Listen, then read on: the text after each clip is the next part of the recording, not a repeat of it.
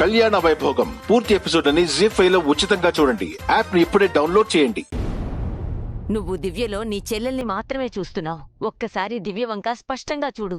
ఎవరు కనిపిస్తున్నారో చూడు.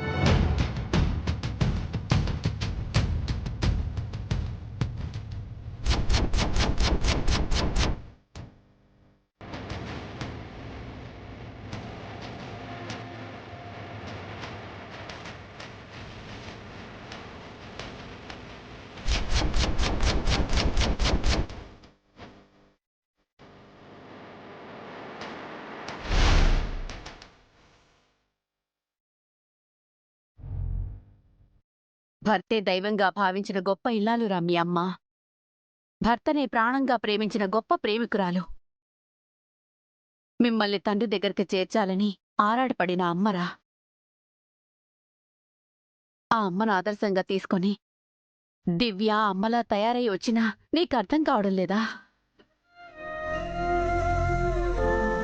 దివ్య కూడా తన తల్లి బాటలోనే నడవాలనుకుంటుందని నీకు తెలియట్లేదా? వద్దు వద్దు వద్దు, నా చెల్లిక జీవితం వద్దు. దివ్య, నేను చెప్పేది విను దివ్య. కోరి కష్టాన్ని కొని తెచ్చుకోకు. ఎందుకు చెప్తున్నానో అర్థం చేసుకో ప్లీజ్. అయోధ్యలో పుట్టి సీత రాముణ్ణి పెళ్లి చేసుకోవాల్సొచ్చింది. కాని అడవులకు వెళ్లాల్సొచ్చింది. కాని రాముణ్ణి వదిలిపెట్టలేదు.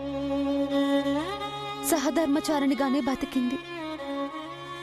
కష్టమైనా నష్టమైనా ఓర్చుకుంది. అమ్మ జీవితం కూడా అంతే. ఆ అమ్మ బిడ్డగా నేను ఆ అమ్మనే అనుసరించాలనుకుంటున్నానన్నయ్య.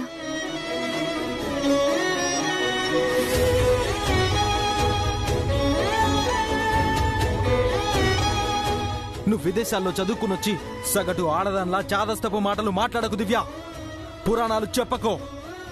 నేను ఎక్కడ చదువుకున్నా భారతీయురాలనే అన్నయ్య. ఈ దేశపు ఆడదానికి ఆ విలువలే ముఖ్యం. అయోధ్యలో ఉండాల్సిన సీత అడవికి వెళ్లాల్సొచ్చింది.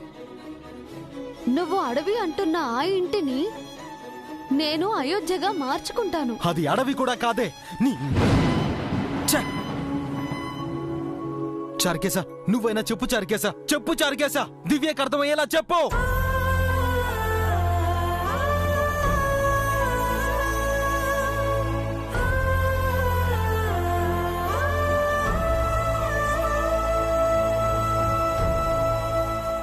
పురాణాల గురించి నాకంటే నీకే ఎక్కువ తెలుసుంటుంది చారుకేశ. ఆంటీ అంకుల్ నీకు చెప్పుంటారు. కళ్యాణ వైభోగం పూర్తి ఎపిసోడ్ అని జీ5 లో ఉచితంగా చూడండి. యాప్ ని ఇప్పుడే డౌన్లోడ్ చేయండి.